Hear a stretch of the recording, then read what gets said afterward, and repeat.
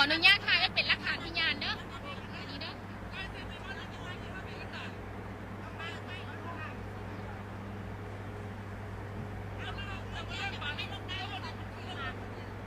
เถียงกันก็บ่ได้ประโยชน์อย่างดอกให้รัฐบาลมาแก้ไขเอาซะ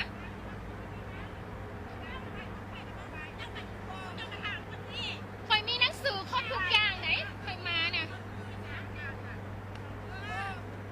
กันยุดเจ้าเดือดร้อนอย่างแล้วขึ้นไปสำนักงานนายกนักการรถอย่างนี้ผู้ใดขัดขวางนี่อย่างนั้น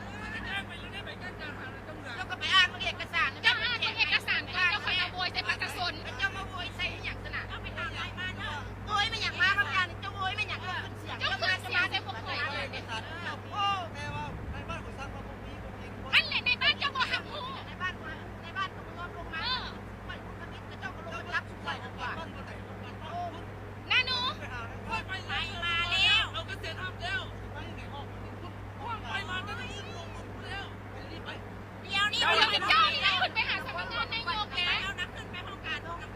แล้วขึ้นนครหลวงแล้วพวกข่อยเดี๋ยวนี้นะไปเอาเงินกันก่อน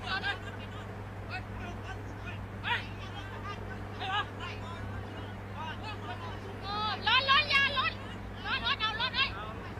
มาลูกร้อนเอ้ยเสาไม่เบาแล้วพวกเจ้านั่นฉันมีหนังสือมาแล้วคนมาหาพวกข่อยเด้อใจเย็นเลยพวกเราบดีบอกแม่แล้วเจ้ามามีการจัดตั้งมาแล้วคนมาเอกสารมันวางลงมาเอกสารมันวางลงมาเดี๋ยวนี้พวกใครที่เอาพวกเจ้าไปหาสำนักงานนายกคุณมันไอ้หูขึ้นเบิ้ลไอ้หูขึ้นเบิ้ลมาแล้วมาโวยวายในบ้านนาโนมาหรือว่ามากับมาเบ้าดีๆว่าหน้ากันของบ้านนาโนบอกกับการจัดตั้งอะไรย้อนมันโนอะไรท่านเจ้ามาถือเอาหนังสือพวกเจ้ามารถขอบท้องขอบคำเหมือนมาพวกข่อยจิติดคัดขึ้นไปหาสำนักงานนายกคุณ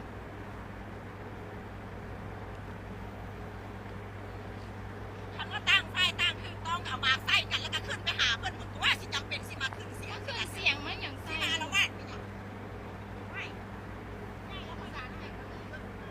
เอกสารใบหนึ่งยังบ่มีเหรอมาก็ควรอีหยังนะอันนี้เลยมาใส่กำลัง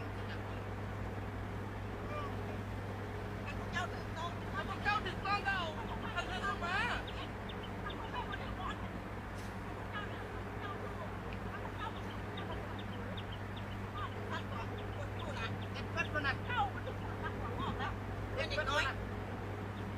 เอาการจัดตั้งนั้นลงมาเอาเจ้าเมืองนั้นลงมาบอกว่ากับพวกใกล้เอารัฐบาลลงมาพวกใกล้ก็รอถ้าเพื่อนลงมาแหละลายเส้นของท่านเพชรของผีภาคท่านผมไม่เด็กน้อยดิท่านเมืองมาเซ็นออกมาให้หันแจ้งมัดละบ้านก็แจ้งเมืองก็แจ้งแล้วพี่อย่างบุญลงเข้ามาเมื่อวานนี้เอาพ่อเดนเบอร์โทรของท่านคุณถามเราให้นะเป็นอย่างเจ้าคุณโทรถาม